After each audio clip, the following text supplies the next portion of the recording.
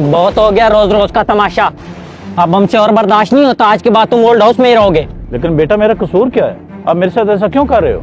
ये भी आपको हम बताएं? आपकी वजह से हमारी जिंदगियां बर्बाद हो गई हैं। आपकी वजह से हमारे घर में रोज लड़ाइयाँ होती हैं। इसका मतलब ये तो नहीं कि तुम मुझे ओल्ड हाउस छोड़ जाओ। मैं यहाँ कैसे रहूंगा?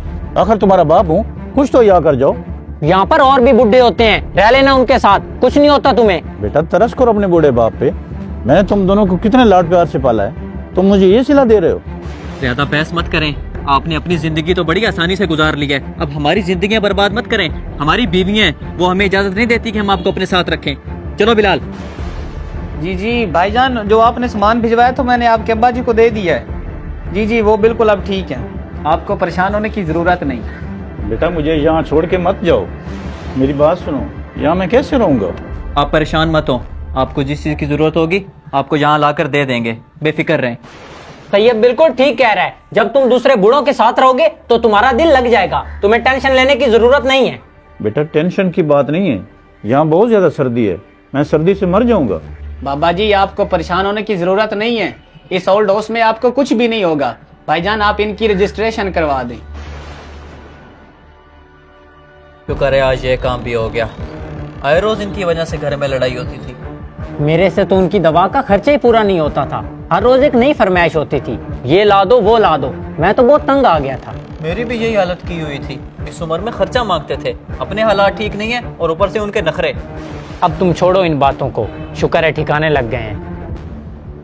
ओ बाबा जी आप यहाँ क्या कर रहे हैं? यहाँ से गिरने का इरादा है? चलिए अंदर जाकर बैठे, ऐसे ही हमारे जिम्मे लगते हैं।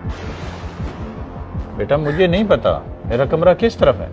आए मैं आपको आपका कमरा दिखाता हूँ।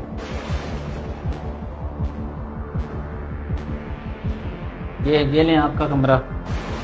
या अल्लाह, जब औलाद बड़ी हो जाए तो वालिदैन को बोझ क्यों समझती है? हमने तो अपनी औलाद के साथ ऐसा नहीं किया था। आ जाओ सब लोग, रोटी खा लो। सुनो बेटा, टेलीफोन पे मेरे बच्चों से बात तो करवा दो।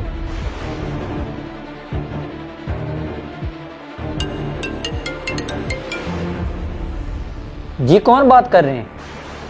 बेटा मैं बोल रहा हूँ, मैंने कुछ आपसे मंगवाना था।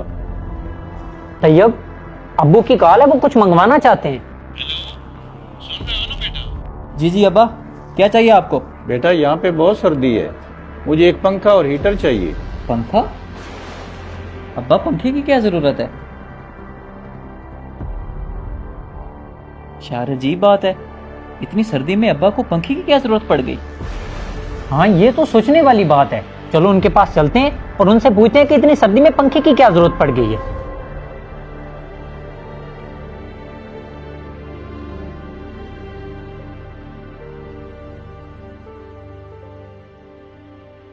अब्बा हीटर की बात तो समझ आती है सर्दी में, लेकिन पंखे की क्या जरूरत पड़ गई थी?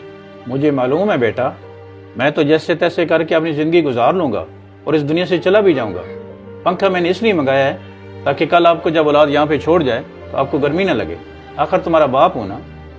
कितने दुख की बात है कि वालिदैन अपनी औलाद को पालने के लिए हर मुश्किल से लड़ते हैं, और जब उसी माँ बाप को बुढ़ापे में औलाद की ज़रूरत होती है तो वो उन्हें बोझ समझती है और धक्के मारकर घर से निकाल देती है। हमें चाहिए कि हम बुढ़ापे में वालिदैन का ऐसे ही ख्याल रखें जैसे उन्होंने बचपन में हमारा ख्याल रखा था। अगर आपको हमारा मैसेज पसंद आया तो इसे ज़रूर शेयर करें।